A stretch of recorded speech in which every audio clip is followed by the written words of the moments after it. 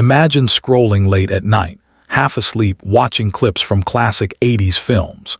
Neon lights flicker, synthpop fills the air, and suddenly a familiar face appears, the impish grin, the spiked hair, the boyish charm that once filled the pages of teen magazines. That face was Haim, a star whose life became one of Hollywood's most bittersweet tales.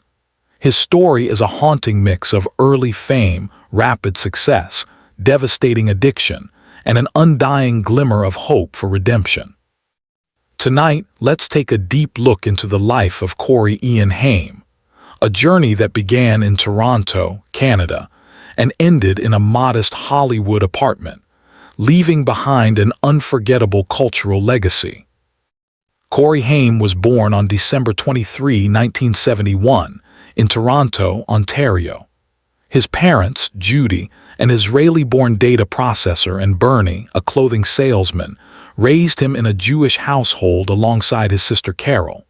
Later, he would gain a half-brother, Daniel, from his father's second relationship. As a child, Corey was shy and introverted, more comfortable playing hockey or reading comic books than being in the spotlight.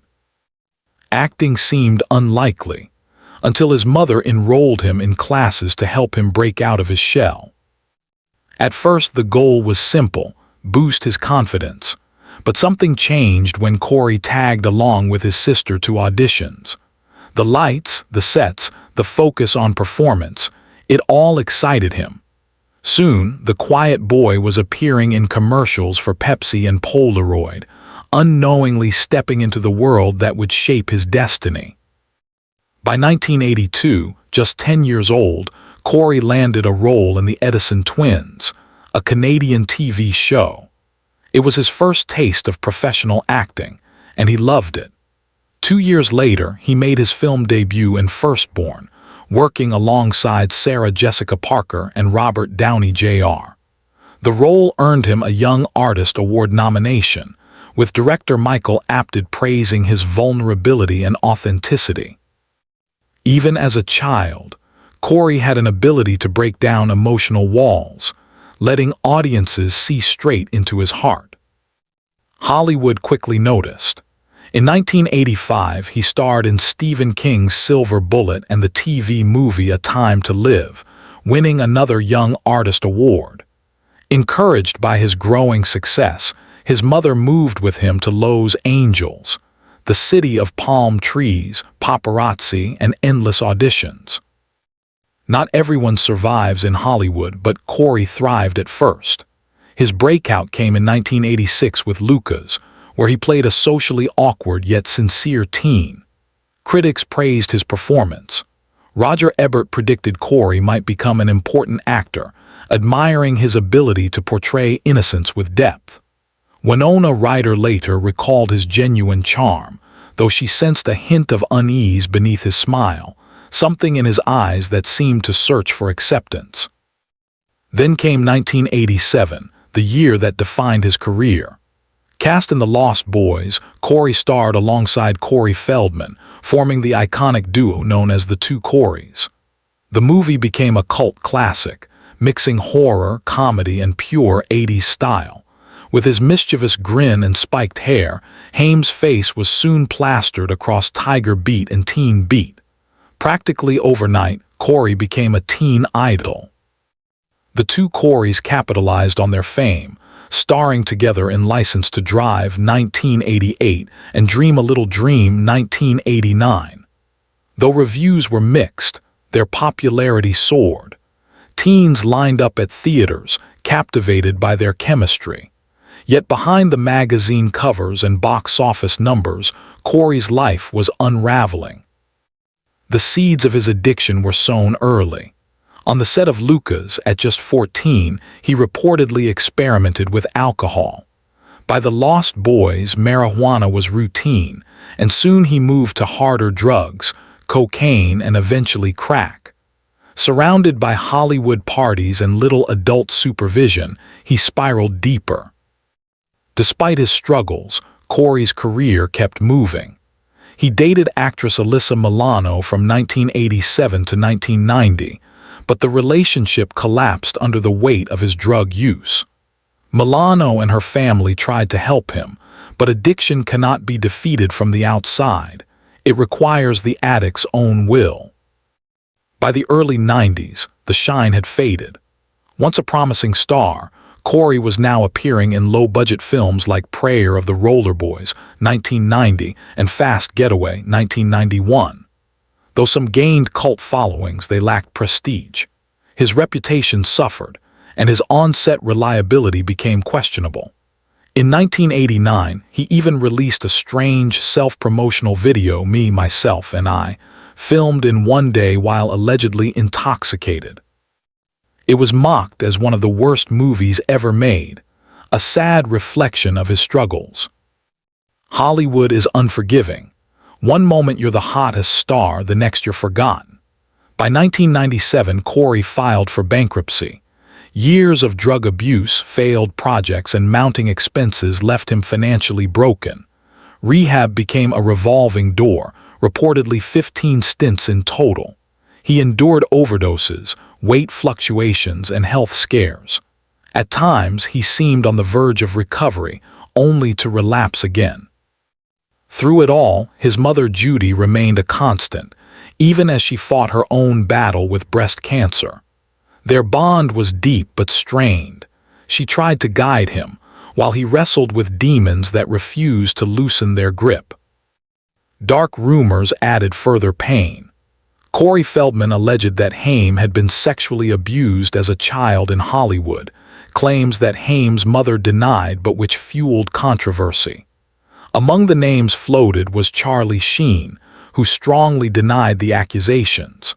The truth remains tangled, leaving behind only unsettling questions. Romantically, Corey never found lasting stability. Beyond Alyssa Milano, he had brief flings with Nicole Eggert and, according to rumors, Victoria Beckham, but none endured. His most consistent relationship was with Feldman, though even that fractured during Haim's worst years. The 2000s brought brief flickers of hope. In 2007, Haim reunited with Feldman for A&E's reality series The Two Coreys. The show exposed his struggles, slurred speech, breakdowns, and emotional volatility. Critics called it a train wreck, but viewers couldn't look away. Despite the chaos, it revealed how much people still cared, rooting for him to find redemption. By 2009, he managed small roles in Crank, High Voltage, and American Sunset. They weren't major comebacks, but they showed he was trying. Friends said he seemed more optimistic, fueled by the chance to reclaim his career. In reality, his life was modest and troubled. Living with his mother in a small Burbank apartment, he reportedly sold belongings, even bizarre items like his own hair or teeth, on eBay to survive. Neighbors described him as friendly but lonely, often wandering the complex looking for conversation. At times, he seemed healthier, claiming short stretches of sobriety. For a moment, it looked like he might finally turn things around. But on March 9, 2010, Corey fell ill with flu-like symptoms, fever, chest tightness, and shortness of breath. His mother urged him to see a doctor, but he brushed it off. That night, seeking comfort, he asked Judy to lie beside him. Hours later, he collapsed. Paramedics rushed him to the hospital, but at 2:15 a.m. on March 10, Corey Haim was pronounced dead. He was just 38. The world assumed the worst, another overdose. After all, bottles of Valium, Vicodin, and other prescriptions were found in the apartment. But months later, the coroner revealed a different story. Corey had died of pneumonia, complicated by an enlarged heart and damaged arteries. Years of substance abuse had weakened his body, leaving him too fragile to fight off a common illness. On March 16, 2010, he was laid to rest at a private Jewish funeral in Ontario, attended by 200 mourners. Corey Feldman did not attend, fearing the media circus would overshadow the service. His absence sparked criticism, but others understood his reasoning. Even after death, controversy lingered. Feldman continued linking Corey's struggles to childhood abuse, while Judy Haim rejected those claims. Fans were left torn between conflicting accounts, uncertain of the truth. Yet beyond the rumors, Corey Haim's legacy remains. Watch The Lost Boys today, and his wide-eyed innocence still radiates. See Lucas, and you'll feel the raw emotion of an underdog fighting for acceptance. For many, Corey will forever be a symbol of the 1980s, a reminder of how stardom can both elevate and destroy. Fans still leave notes and flowers at his grave. Online communities share clips, interviews, and tributes. Documentaries about child actors often invoke his story as a cautionary example of how Hollywood can fail its youngest talents. Corey Haim's life was cut short, but his memory lives on, not just in his films, but in the nostalgia of a generation who saw themselves in him.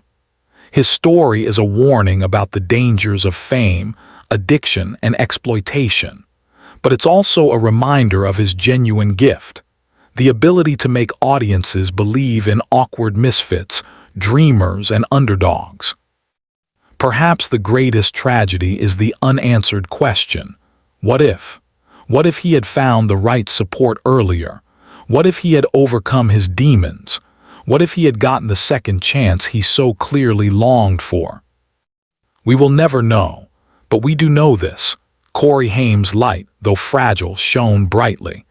And even in his final days, he never stopped searching for redemption.